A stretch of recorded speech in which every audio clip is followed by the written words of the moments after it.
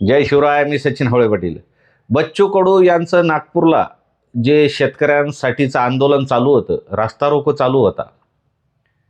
शेतकऱ्यांचा सातबारा कोरा झाला पाहिजे, शेतकऱ्यांना ताबडतोब नुकसान भरपाई मिळाली पाहिजे, यासाठी जे आंदोलन होतं, त्या आंदोलनाला पाठिंबा देण्यासाठी मनोज जरांगे पाटील हे नागपूरला गेले, पाठिंबा दिला. त्यानंतर संपूर्ण मराठवाड्यात आमची सोशल मीडियाने आपल्या ती बातम्या फिरवल्या आणि बच्चू कडू यांचं आंदोलन अजून तीव्र झालं, मोठं झालं. बच्चू कडू यांनी मनोज जरांगे पाटील यांना नागपूरवरून मुंबईला मुख्यमंत्र्यांच्या भेटीसाठी चला अशी मागणी केली. पण मनोज जरांगे पाटील यांचं म्हणणं होतं, मुंबईला काय, सरकारला नागपूरला बोलवा. तर बच्चू कडू यांनी ऐकलं नाही, ते मुंबईला गेले.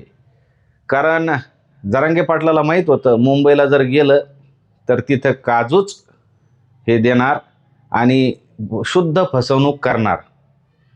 पण बच्चू कडू यांनी ऐकलं नाही. ते मुंबईला गेले आणि काजू ते खाऊन आले. आम्हाला वाटलं होतं ते शेंगदाणे खाऊन येतील, पण ते काजू खाऊन आले. त्यांना मागच्या दरवाजाने एखाद्या वेळेला विधान परिषद वगैरे दिली असेल. आमचं 2 नोव्हेंबरला आम्ही शेतकऱ्यांसाठी, कष्टकऱ्यांसाठी 2 नोव्हेंबरला आंतरवली सराटी या ठिकाणी बैठक ठेवली होती. त्या बैठकीला आम्ही सर्व महाराष्ट्रातले शेतकरी नेते असतील, शेती तज्ज्ञ असतील, शेती अभ्यासक असतील, ते बोलवलेले होते.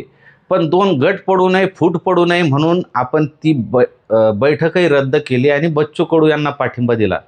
पण काल बच्चू कडू यांनी बोलता बोलता मनोज जरांगे पाटील यांना टोमणा मारला की कुणाला मारला, त्यांनी त्याचा खुलासा ताबडतोब करावा. समाजामध्ये त्यांच्याविषयी तीव्र नाराजी पसरलेली आहे.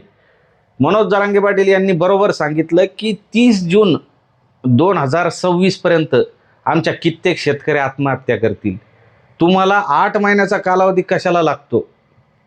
आज सगळं शेतकऱ्यांचं उद्ध्वस्त झालेलं जे पीक आहे, त्यांना नुकसान भरपाई मिळाली पाहिजे. तुम्ही म्हणजे सगळ्या जिल्हा परिषद, पंचायत समिती, सगळ्या ग्रामपंचायती इलेक्शन काढण्यासाठी तुम्हाला काहीतरी काजूचं पाकिट मिळालं का, हे खुलासा करावा. मनोज जरांगे पाटील हा सर्वसामान्य शेतकऱ्याचा, कष्टकऱ्याचा पोरगा आहे. ते आजपर्यंत मॅनेज झालं नाही. ते कुणाच्या अशा मुंबईला जाय, पर्सनली भेट घे असं केलेलं नाही.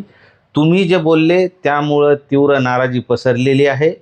तुम्ही ताबडतोब त्याचा खुलासा करा बच्चू कडू साहेब. आणि मला संपूर्ण महाराष्ट्रातले जे आपले बांधव आहेत त्यांना विनंती आहे की आपण पुन्हा आंदोलन शेतकऱ्यांचं आपल्या पद्धतीनं उभं करू, कसल्याही पद्धतीत न मॅनेज होता, आणि आपण आपला न्याय मिळवू. भावांनो, किती तारीख ठरवायची, काय ठरवायची, ही मनोज जरांगे पाटील यांना आम्ही विनंती करणार आहोत की आपलं पुन्हा शेतकऱ्यांचं आंदोलन चालू करा. कारण हे आपल्याला माहिती आहे, जरांगे पाटलाच्या व्यतिरिक्त दुसरं कुणीही प्रामाणिक नाही. आजपर्यंतचा तो इतिहास आहे. हे सरकार अशाच पद्धतीची फसवणूक करतात. बच्चू कडू यांची शुद्ध फसवणूक झालेली आहे. त्यांनी जो 8 महिन्याचा कालावधी घेतला तो कुठल्याही शेतकऱ्यांना मान्य नाही. पुन्हा शेतकऱ्यांसाठी आपण आंदोलन उभं करू आणि जानेवारी-फेब्रुवारीपर्यंत सर्व शेतकऱ्यांना नुकसान भरपाई मिळाली पाहिजे. नवे ते या सगळ्या जिल्हा परिषद, पंचायत समिती, ग्रामपंचायतच्या इलेक्शनच्या अगोदर शेतकऱ्यांना कर्जमाफी झाली पाहिजे, शेतकऱ्यांना नुकसान भरपाई मिळाली पाहिजे. यासाठी आपण आंदोलन करू.